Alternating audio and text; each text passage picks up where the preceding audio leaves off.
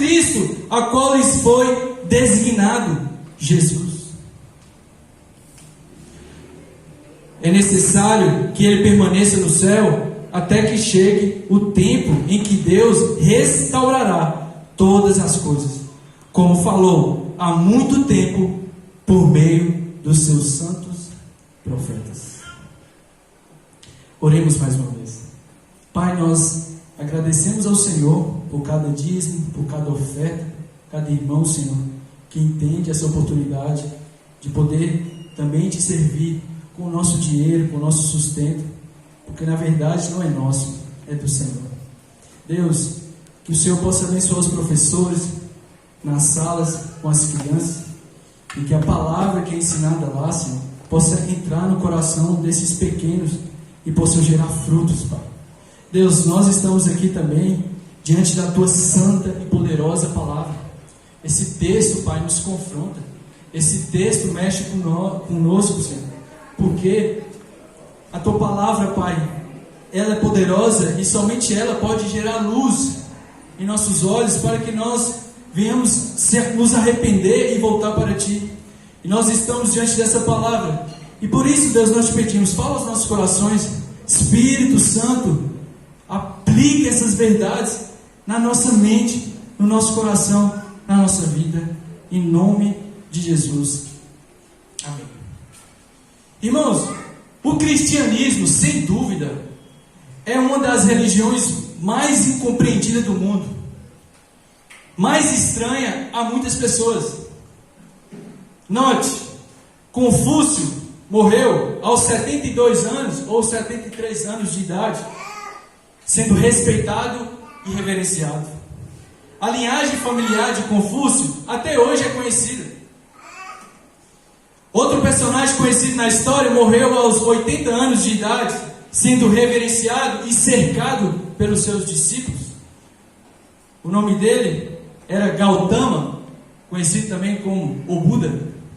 Maomé morreu aos 63 anos de idade, na cidade de Medina, com a cabeça no colo de uma das suas favoritas esposas, e ele tinha quase 13, sendo reverenciado e homenageado por todos aqueles que o seguiam.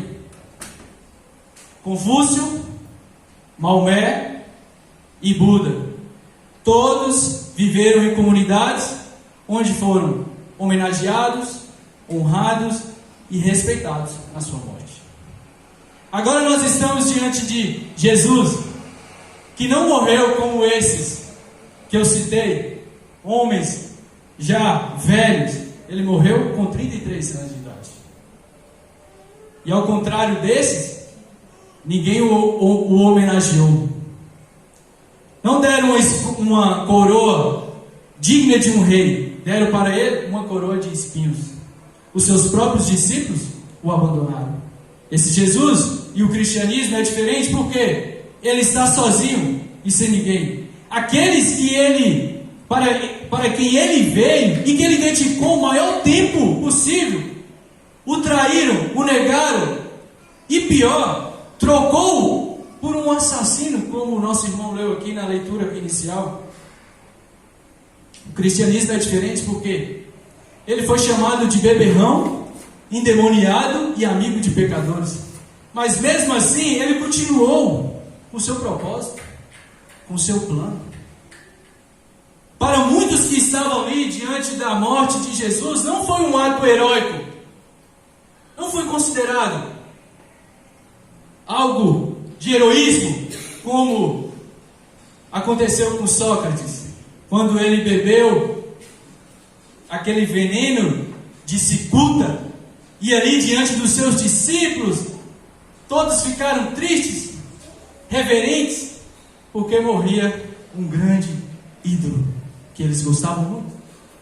Pelo contrário, o nosso Jesus, naquele momento, todos o abandonaram, e ao contrário de Sócrates, ele não bebeu o veneno de cicuta, ele bebeu todo o cálice da ira de Deus. Jesus continuou, apesar de tudo que estava acontecendo. E o mais surpreendente, irmãos, que ali na cruz, um dos seus últimos gritos, um dos seus últimos brados, não foram xingamentos, porque diante da injustiça, a pior injustiça que já estava acontecendo na face da terra, um dos seus gritos mais surpreendentes e mais lindo de toda a história foi: está consumado. Que quer dizer, pago com totalidade. Em outras palavras, Jesus está dizendo: Pai, eu paguei toda a dívida deles. E o cristianismo, irmãos, é diferente, porque se tudo isso que aconteceu para muitos é o pior escândalo da história, se tornaria também o maior símbolo de amor, compaixão e poder para todos aqueles que o reconhecessem como Cristo. É sobre isso, irmãos, que esse texto que nós lemos vai falar um pouco.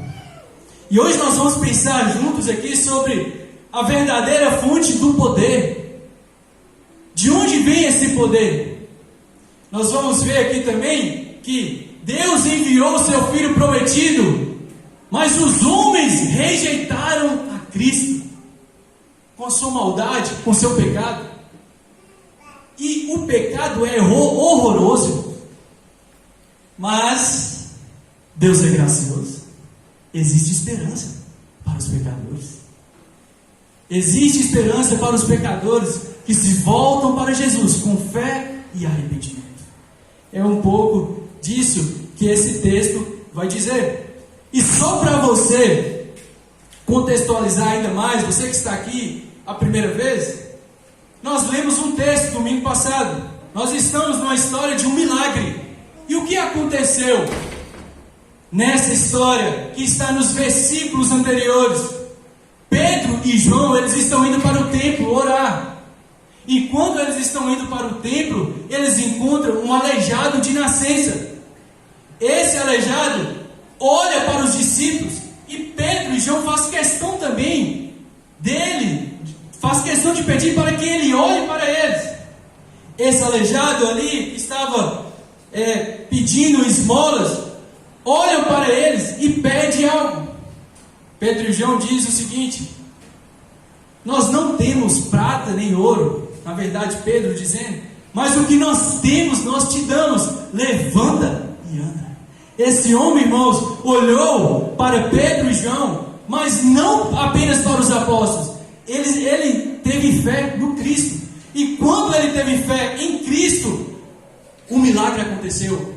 Ele então dá um salto, começa a pular de alegria e começa então a louvar a Deus. E esse milagre se espalha. Lembra? Isso acontece no templo, perto do templo. Esse homem foi curado. A multidão fica perplexa, admirada, porque conhecia ele. Imagina, um aleijado de nascença mora perto da sua casa e de repente ele está andando. Ele foi curado. E isso se espalha. E a multidão então corre para o pórtico de Salomão. O que era o pórtico de Salomão? Era mais ou menos, irmãos, aqui a gente tem essas colunas. Era o que ficava em volta do templo.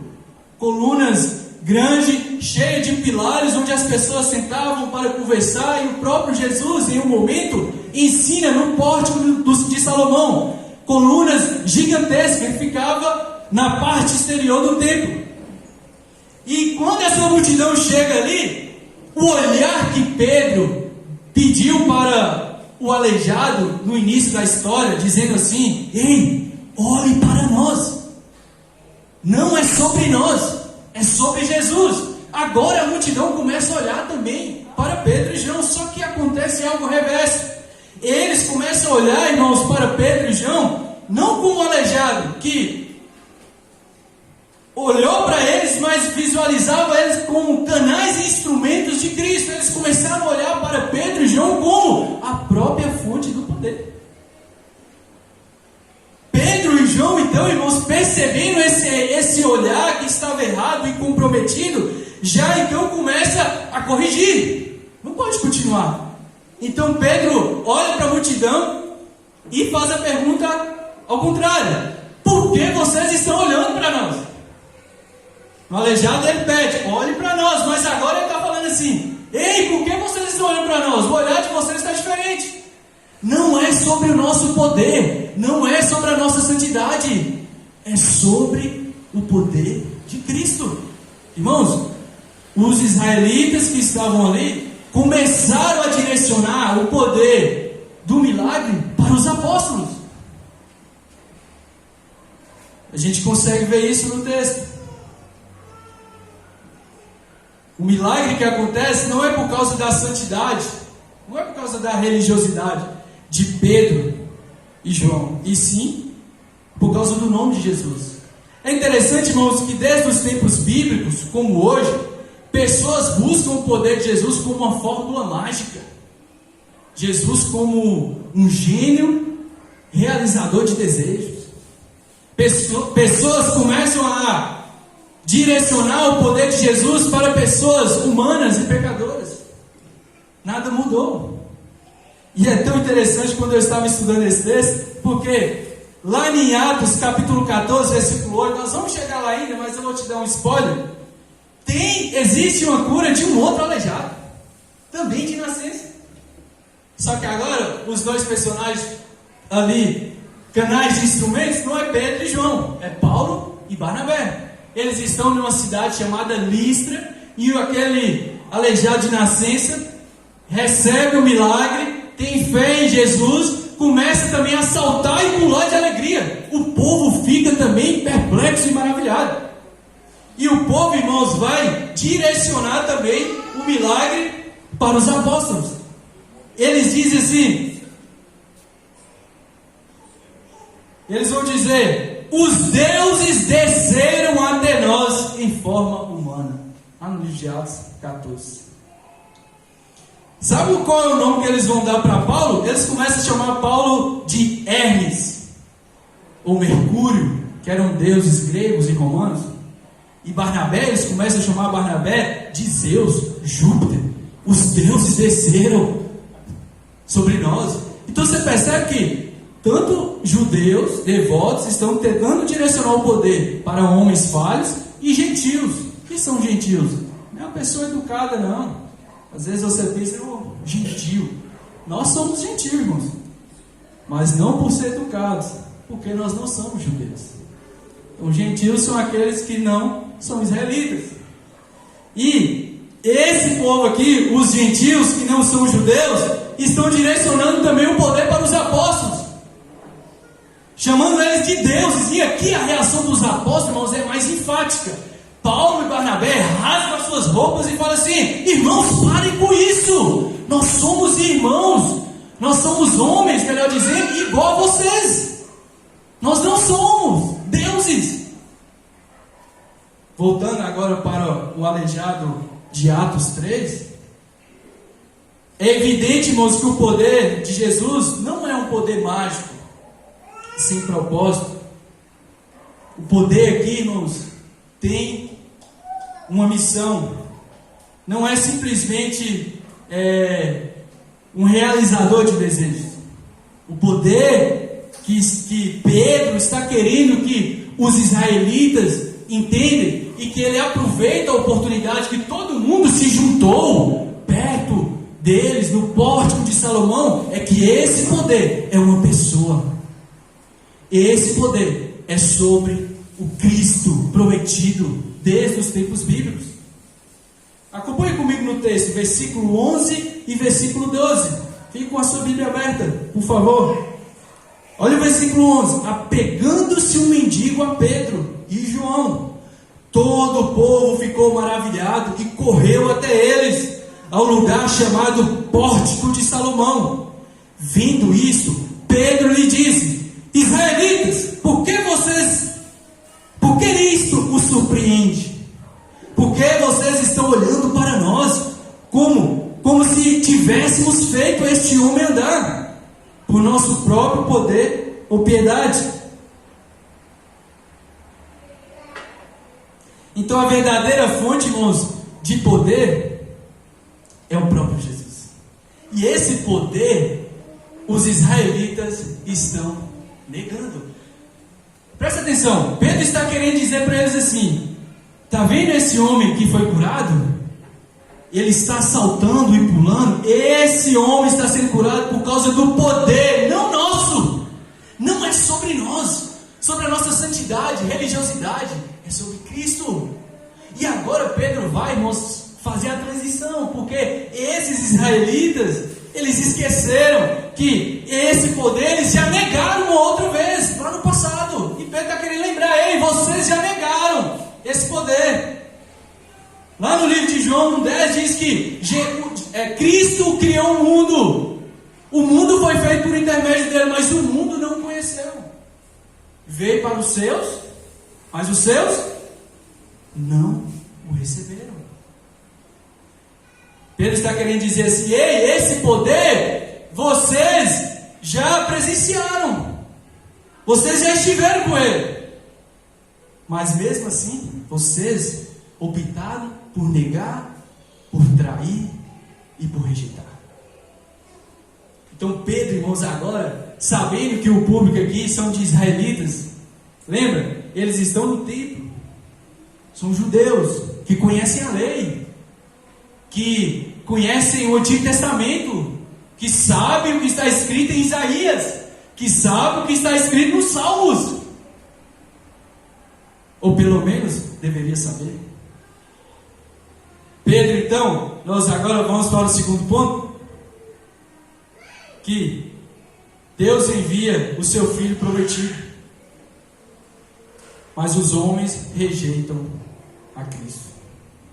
E o que Pedro vai usar aqui, irmãos, é interessante, porque ele vai usar títulos que remetem ao Messias prometido. Pedro vai usar a palavra servo, Pedro vai usar a palavra santo, justo, autor da vida. Então ele está querendo lembrar o público ali que quem realizou o milagre foi Cristo, não foram eles, mas que esse poder eles já rejeitaram uma outra vez lá atrás.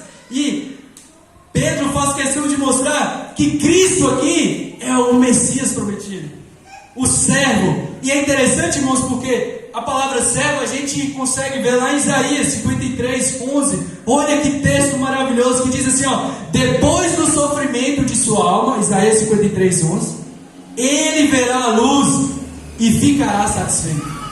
Pelo seu conhecimento, olha, meu servo justo justificará a muitos e levará a iniquidade deles. Irmãos, não tem como Isaías estar falando dele mesmo. Ele fala de Cristo. E Pedro está lembrando eles: ei, é o Messias.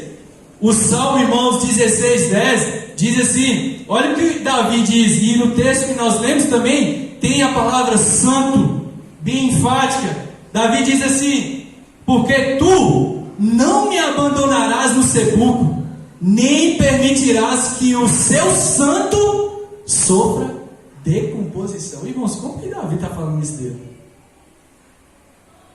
Eu não vou ficar no sepulcro, meu corpo não sofrerá decomposição. Davi está falando de Cristo, Davi está falando de Jesus. E Pedro faz questão, irmãos, de lembrar eles desse momento da crucificação que o nosso irmão leu aqui no início do culto. E é interessante, irmãos, que Pedro está dizendo: ele era santo, ele é santo, mas vocês o rejeitaram. No momento da crucificação, algumas pessoas tiveram uma breve noção da santidade de Jesus. O texto que foi lido no início, o próprio Pilatos, por 3 vezes, ele fala: não vejo crime algum nele, eu vou castigar ele e depois vou liberar ele. Quando Pilatos está ali no julgamento, irmãos, a sua mulher acorda desesperada e interrompe o tribunal e diz o seguinte: ei, não se envolva com esse justo, porque hoje à noite, em sonho, eu sofri muito por causa dele. Alguns lampejos de que eles estavam fazendo uma injustiça, a pior injustiça da face da terra. E Pedro está lembrando eles: ei, vocês fizeram isso, vocês negaram a Cristo. Mesmo assim, irmãos, sabendo da inocência de Cristo, Pilatos falando: ei, eu não vejo nada nele, incrimine. E mesmo assim eles continuam, irmãos, com seus olhos sanguinários, crucifica o Cristo, crucifica o Cristo. Pilatos até usa, irmãos, o costume da época que poderia soltar um preso, e lá tinha Barrabás. E Barrabás, irmãos, foi um preso por cometer, porque ele era um revolucionário e também um assassino. E ele ali, irmãos, tentando acalmar aquela multidão, ele fala assim: ei, qual que vocês querem? Barrabás ou Cristo? E a multidão, irmãos, eles bravejando, irmãos, com o coração cheio de maldade: solta Barrabás, crucifica o Cristo. E quem está fazendo isso, irmãos? O próprio povo, os israelitas. E eles esqueceram, irmãos, isso. E Pedro está lembrando eles do que eles fizeram. Essa parte é importante porque quando a gente fala de traição, qual o nome que vem na sua mente? O nome que poucos pais colocam nos seus filhos: Judas. Será por quê, né? Quando fala de alguém que negou a Cristo, disse: eu não conheço ele, eu nunca estive com ele. Você lembra de quem? Qual é o nome dele? Pedro. Mas aqui, irmãos, o próprio Pedro agora que negou lá atrás, mas agora arrependido, está pregando para o povo transformado, ele está dizendo, e ele estreita ainda mais. Por quê? Israelitas, vocês também traíram, vocês também negaram. E eu quero dizer, irmãos, para vocês, todos nós que estamos aqui, que Jesus morreu pelos nossos pecados. E se os nossos pecados o levaram para a cruz, podemos dizer com toda certeza que assim como esses israelitas, nós o traímos, nós o negamos e nós também o matamos na cruz. É uma verdade que a gente tem que ficar com ela sempre, pois ele morreu pelos nossos pecados. Se os nossos pecados levou ele até lá, nós participamos da morte, nós matamos o Cristo. Não foi só Judas que traiu, não foi só Pedro que negou, todos nós estamos nesse barco. Acompanhe comigo o texto, versículo 13. Olha que texto, irmãos, maravilhoso. O texto é bem claro: o Deus de Abraão, de Isaac e de Jacó. E Pedro se identifica com ele: o Deus dos nossos antepassados. Ele é irmão desse povo, e ele se identifica. Glorificou seu servo Jesus, a quem vocês entregaram para ser morto e negaram perante Pilatos, embora ele tivesse decidido soltá-lo. Pilatos queria soltar. Versículo 14: vocês negaram publicamente o santo e justo e pediram que lhe fosse libertado um assassino. Vocês mataram o autor da vida, mas Deus o ressuscitou dos mortos, e nós somos testemunhas disso. Irmãos, a gente vê que ainda bem que Deus interviu. Percebe que os homens estão agindo com a sua maldade, negando, traindo, e Deus continua soberano, cumprindo o seu plano, glorificando o seu servo Jesus e não deixando o corpo dele entrar em decomposição, como o salmista já falava sobre Jesus. Então, irmãos, quando você estiver lendo os salmos, é bonito demais os salmistas falando do Messias. E aqui, irmãos, Deus é tão gracioso porque, mesmo diante de tudo isso, existe esperança. Pedro está mostrando e falando para o povo assim: ei, existe esperança para vocês. Vocês traíram, mataram Cristo, mas tem esperança para vocês. Porque vocês agiram com ignorância. Eles mataram, irmãos, o Cristo. E Pedro está querendo colocar um peso, irmãos, da atitude deles. Não foi qualquer pessoa. É interessante que Jesus chega diante dos seus discípulos em um momento e fala assim: o que as pessoas estão dizendo que eu sou? Alguns olham para Jesus e falam assim: mestre, alguns estão dizendo que o Senhor é Elias. Elias, um profeta muito conhecido no Antigo Testamento. Quem mais? Quem mais? Aí outros dizem assim: mestre, alguns estão dizendo que o Senhor é Jeremias, outro profeta conhecido no passado. Quem mais? E outros estão dizendo que é algum profeta. E Jesus, irmãos, direciona agora para os discípulos: e vocês? Quem eu sou para vocês? Agora a pergunta ficou melhor. Irmãos, nós temos uma das declarações mais lindas da Bíblia. O Espírito Santo enche o coração de Pedro, Pedro de novo, e diz: tu és o Cristo, o Filho do Deus vivo. Então, irmãos, quem esses israelitas mataram na cruz não foi Jeremias, não foi Elias, não foi um profeta qualquer, foi o Cristo, o Filho do Deus vivo. E Pedro está querendo que eles sintam esse peso desse poder. O povo agiu, irmãos, por ignorância. A ignorância, irmãos, é algo complicado e perigoso. A Bíblia diz que o povo perece por falta de conhecimento. E esses israelitas parece que não, irmãos, mas, ou melhor, parece que eles sabem o que estão fazendo, mas na verdade não sabem. Eles estão rejeitando, mas eles não conheceram. E isso é comprovado pelo próprio brado de Cristo na cruz. Quando ele está na cruz, o que ele diz? Pai, perdoa eles, por quê? Eles não sabem o que fazem. E isso, irmãos, é o perigo da ignorância, de não conhecer esse Cristo verdadeiro. Muitas pessoas têm invocado talvez a ideia que você criou de Cristo, a ideologia que foi criada de Cristo. Por isso que Agostinho fala algo que eu acho muito interessante. Ele diz o seguinte: Senhor, me ajuda a entender. Pensa comigo aqui, Agostinho fazendo oração. Me ajuda a entender o que vem antes: invocar ou conhecer? Qual que vem antes? Ele está pedindo a Deus: Deus, me ajuda a entender o que vem antes: clamar o Senhor ou te conhecer? E ele vai fazer outra pergunta: pois como eu vou clamar o Senhor sem antes te conhecer?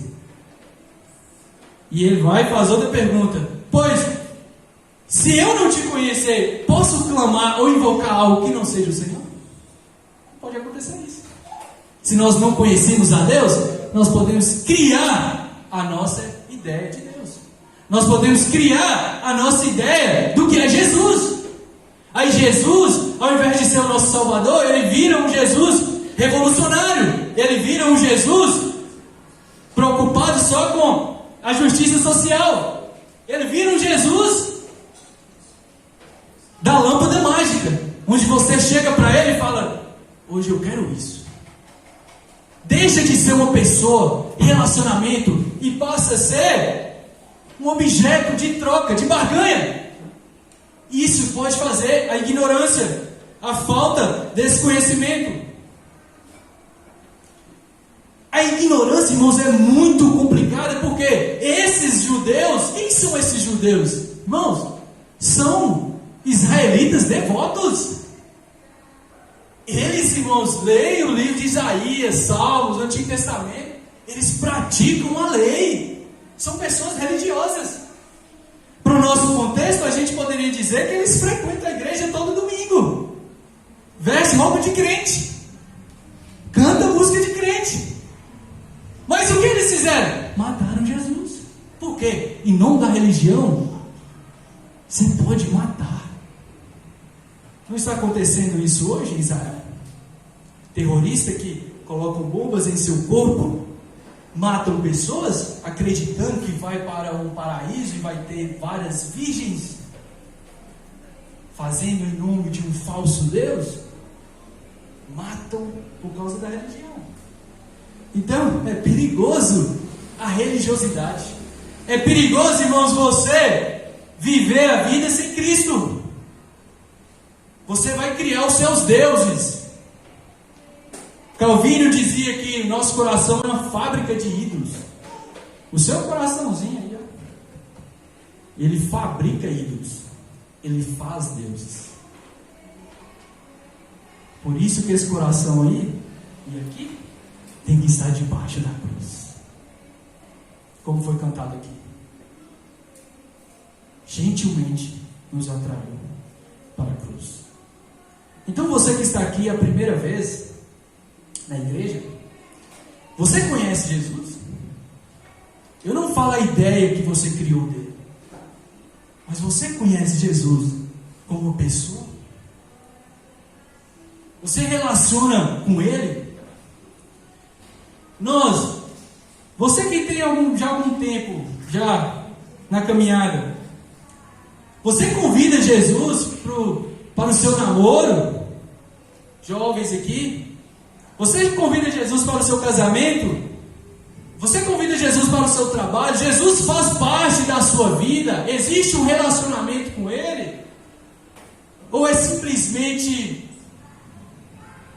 um poder mágico que nós procuramos quando a gente está necessitado? Somos chamados, irmãos, a conhecer, a buscar esse Jesus. Então não fique tranquilo, você está na igreja, não, eu sou crente já 1000 anos de crente. Você e eu, dentro da igreja, se nós nos apegarmos na religiosidade e não em Cristo, nós, irmãos, nos tornamos também como esses homens, ignorantes, e nos entregamos ao nosso próprio mal. Mas existe esperança. Existe esperança, irmãos, e Pedro vai dizer: essa esperança, israelitas, vocês, existe o caminho. Qual é o caminho? A fé. Qual é o caminho? O arrependimento. Olha o versículo, irmãos, no meio desse caos todo que esse povo está fazendo, olha o versículo 16. Pela fé, no nome de Jesus, o nome curou este homem que vocês veem e conhecem. A fé que vem pelo nome de Jesus. Talvez você está aqui, mas minha fé, Marquinhos, está tão fraca, tão pequena. Eu ando tão desanimado, sem fé. Talvez porque nós, irmãos, temos buscado a fé, mas temos esquecido de onde vem essa fé. A fé é um dom de Deus, que vem de Cristo. E também temos esquecido o meio pelo qual Deus deixou para a gente ser fortalecido e nossa fé ser revigorada, que é a própria palavra, que diz: a fé vem pelo ouvir, e ouvir da palavra de Deus. Não podemos nos afastar, irmãos, dessa palavra. E nesse caso aqui nós temos a justificação pela fé. Não é, irmão, sobre nós. Pedro já está dizendo lá no início, não é sobre nós, é sobre ele. E agora ele vai deixar mais claro ainda. Você não precisa fazer um tanto de coisa para conseguir isso. É gratuito. A justificação, irmãos, que é uma doutrina importante para nós, é um ato jurídico. Deus te declarou justo quando você se arrepende e crê em Cristo. Quando você crê na obra da cruz. Quando você transfere aquilo que você não podia fazer e deposita em outra pessoa. Você é declarado justo. E é tão interessantíssimo que um teólogo bem conhecido que nós estudamos na escola, ele lutou com isso, ele não aceitava isso. Ele ficava, irmãos, brigando com Deus. Ele diz que ele odiava quando ele começava a estudar a justiça de Deus, que é Martinho Lutero. Ele, irmãos, que era um religioso, um monge ali, que praticava suas rezas e muitas outras coisas, os monges diziam que Lutero era um dos que eles mais não gostavam quando vinha confessar. Por quê, irmãos? Ele confessava demais, naquele sentido de de depois de pagar pelos seus pecados, vigias e vigílias, machucando o seu corpo. Então, era horas, irmãos. As confissões de Lutero dos seus pecados eram horas e horas, e muitos monges não gostavam. Preferia escutar hoje. Por quê? Ele lutava, irmãos, com esse sentimento de querer agradar, de merecer. Ele não conseguia entender a justiça de Deus, até que um dia, irmãos, ele entende. E ele entende como? Lendo a Bíblia. Olha o que ele disse, irmãos. Olha que texto, está em um dos seus escritos. Ele diz assim: eu anelava grandemente entender a epístola de Paulo aos Romanos. Pegou Romanos e foi estudar. Eu queria entender isso. Como é que é esse negócio? E ele diz assim: no caminho é certo a expressão justiça de Deus. Expressão justiça de Deus, isso aí eu não gosto não. Mas eu queria entender. Porque eu tomei em seu significado que Deus é justo e trata com justiça o injusto.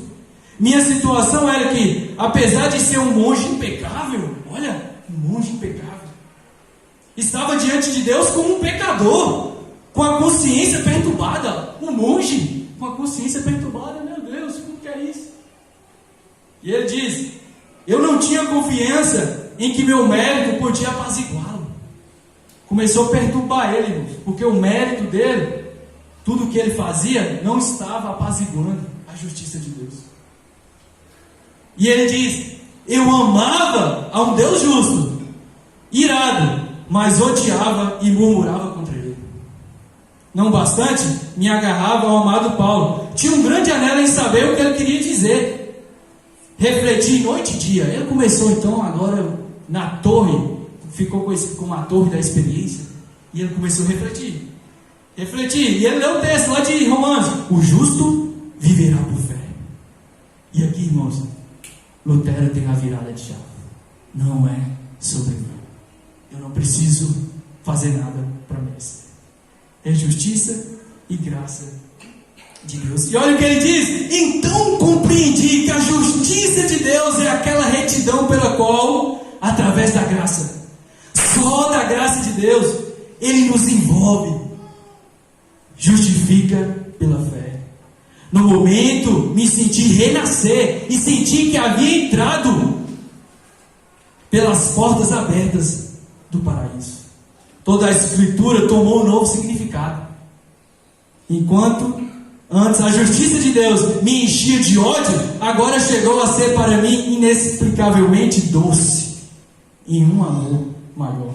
Essa passagem de Paulo chegou a ser para mim a porta do céu. Que coisa maravilhosa, irmãos. Lutero entendeu que não é sobre ele. No meio dessa bagunça, o que nos salva é a justificação. E essa justificação é pela fé. Além disso, também tem o arrependimento. Somos chamados a nos arrepender. Acompanhe comigo, irmãos, o versículo 17. Agora, irmãos, eu sei que vocês agiram por ignorância, bem como seus líderes, falta de conhecimento. Mas foi assim que Deus cumpriu o que tinha predito por todos os profetas, dizendo que o seu Cristo haveria de sofrer. Eles agiram por ignorância, atenção, mas eles eram totalmente responsáveis pelos seus atos. Mas Pedro fala para eles assim: ei, vocês agiram por ignorância, matando e o entregando? Mas não fica pensando que também era algo daquele momento. Deus já tinha planejado isso. E aqui, irmãos, nós temos um paradoxo muito interessante, que é uma verdade bíblica que caminha com a gente. Às vezes a gente não vai entender ela por completo, que é a soberania de Deus e a responsabilidade humana. O que é o paradoxo? O paradoxo são duas verdades, presta atenção, duas verdades. Essas verdades caminham juntas e entram um pouco no campo do mistério. Aquele momento que a nossa mente é finita, humana. São duas verdades. Deus é soberano. Cristo está indo para a cruz conforme o plano determinado de Deus. É fato. Não tem como você negar. E essa verdade está na Bíblia. toda. Mas tem a responsabilidade humana. Qual é a responsabilidade humana? Os homens mataram e negaram a Cristo. Eles foram responsáveis. Então, ao mesmo tempo que a gente, por um lado, a gente descansa em saber que toda obra é de Deus e sempre é dele, por outro lado também, os nossos pecados sempre é responsabilidade nossa. Soberania de Deus e responsabilidade humana. Duas verdades que caminham juntas. E na Bíblia está cheia desses paradoxos. E Pedro faz questão de dizer para eles: já estava profetizado. Jesus não é, irmãos, o plano B de Deus. Tem gente que pensa assim, né? Que Deus estava lá se olhando. Adão, não, Adão, não, como não, come. Ai, Adão comeu. Agora, vamos ter que pensar em outra coisa. Estragou o plano. Jesus não é o plano B, irmão. Ele sempre foi o plano A. O plano B é mais ou menos quando você faz a prova lá do Enem, do ProUni, e você vai lá e escolhe lá, né? No SISU, no ProUni, opção A e opção B. Aí na A, você quer medicina. Mas se não der, você tem um plano B. Aí você vai e deixa outro curso para a opção B. Já passou por isso? Eu sempre já ia na B, irmãos, porque a A para mim não dava certo. Eu já sempre ficava na B para mim. O que vier para mim, minha nota era mais ou menos. Então é mais ou menos isso. Se não der certo aqui, sua vontade, então você tem um plano B. Com Deus e com Cristo não foi assim. Jesus sempre foi o plano A. A Bíblia diz em Apocalipse que o Cordeiro morto antes da fundação do mundo. Que coisa maravilhosa, irmãos. E que entra também um pouco no mistério, que talvez lá no céu a gente vai entender completamente. Antes de tudo, o plano, a forma de Deus salvar os homens era por meio de um cordeiro que seria morto. E esse cordeiro era Jesus. Antes dele criar tudo, já era Cristo a nossa salvação. Não existe plano B na salvação. Então, para a gente encerrar, o arrependimento, a esperança para nós por meio da fé. A fé que é depositada em Cristo. A esperança para nós por meio do arrependimento. Arrependimento é mudança, irmão. Mudança de mente, mudança de coração. Você está viajando, você errou a rota, errou o caminho, e você percebe: eu tenho que voltar, eu estou errado, perdi o rumo. Então você lá na frente faz o retorno e volta. Isso é arrependimento, mudança. E quem faz isso também é Cristo. E o que o arrependimento produz em nossas vidas? Perdão de pecado, tempo de refrigério e descanso e o retorno de Jesus no final. Isso o arrependimento produz. É o resultado. Acompanhe comigo, versículo 19. Olha o que Pedro está dizendo para os israelitas e também para nós que estamos aqui. Arrependam-se, pois volte-se para Deus, para que os seus pecados sejam cancelados, perdoados. Deus é o único que pode perdoar pecados. E continua, além disso, vai dizer: para que venha tempos de descanso da parte do Senhor, e Ele mande o Cristo, a qual lhe foi designado, Jesus. E aqui quando fala mande o Cristo, está apontando para a volta de Jesus. Cristo vai vir no juízo final. E o versículo 20 confirma mais ainda essa parte final do 19, que diz assim: para que venha tempos, ou versículo 21, é necessário que Ele permaneça no céu. Jesus está no céu neste momento, até que chegue o tempo. Que tempo? O versículo diz em que Deus restaurará todas as coisas. Deus vai restaurar, irmãos, tudo. É o juízo final, como falou há muito tempo por meio dos seus santos profetas. Perdão de pecado, descanso, refrigério. Esse refrigério é tanto para quando a gente estiver com Deus na glória, mas esse refrigério a gente já pode experimentar aqui. Uma prévia dele, uma parte dele. Talvez você está aqui na igreja, está cansado, sobrecarregado, emocionalmente, ansioso, faltando paz. o arrependimento, irmãos, nos dá paz. A Bíblia diz: justificados, pois, mediante a fé, temos paz com Deus. E essa paz, irmãos, mesmo sem dinheiro, mesmo com todas as lutas e tribulações, você saber que você é justificado, que os seus pecados foram perdoados. Essa paz, irmãos, não se paga, não se compra, irmãos. Então, se você está aqui cansado, sobrecarregado, o convite é do próprio Jesus. Jesus pode tirar esse peso. Talvez você está com um fardo que você não está aguentando carregar. Jesus diz: vinde a mim, todos os que estáis cansados e sobrecarregados. E é Jesus falando, irmãos, Mateus: e eu vos aliviarei. Tomai sobre vós o meu jugo, que é suave e leve, e eu vos darei descanso para a vossa alma. Está cansado? Emocionalmente, espiritualmente, triste, abatido? Se volte para Deus. Se arrependa hoje. Volte para Cristo. E eu quero terminar, irmãos, com uma citação de um irmão muito antigo, um puritano, que diz assim: Cristo se tornou toda angústia para que me tornasse todo regozijo, abandonado para que eu fosse atraído, esmagado como inimigo para que eu fosse recebido como amigo, despido para que eu fosse vestido, ferido para que eu fosse curado, afligido para que eu fosse consolado, envergonhado para que eu herdasse a glória, envolvido por trevas para que eu tivesse vida eterna, morto para que eu vivesse para sempre.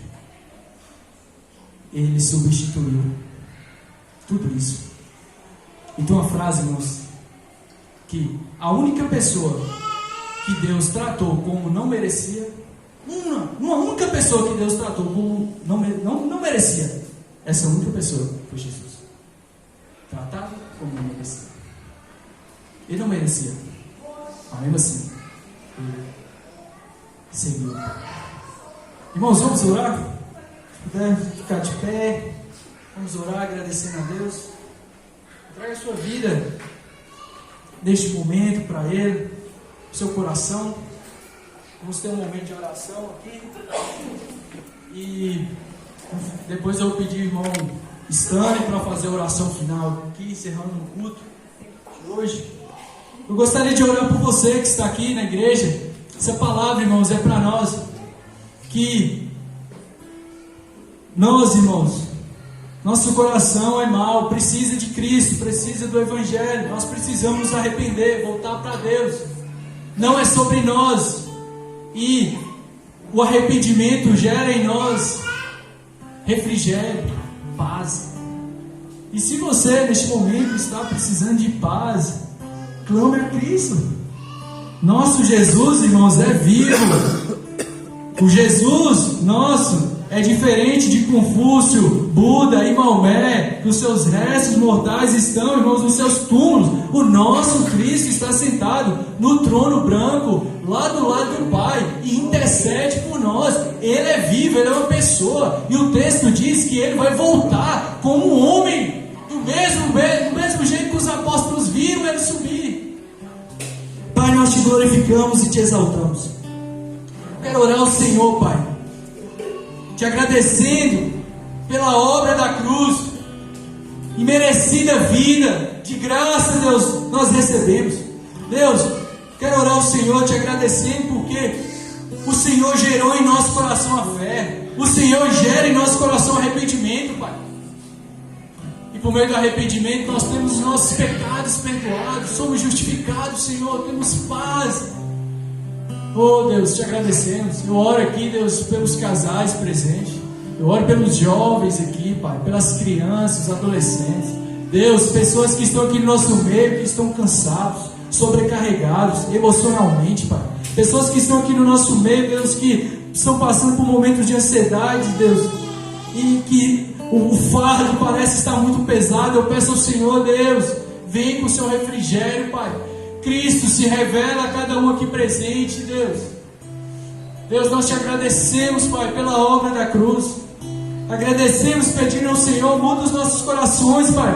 Nos faz entender, Deus, que tudo é sobre o Senhor, não existe mérito em nós. Nos faz entender, Pai, quão mal nós somos e quão necessitados somos de Ti também. Nós oramos ao Senhor, Pai, te agradecemos pela Tua graça, pela Tua misericórdia, em nome de Jesus.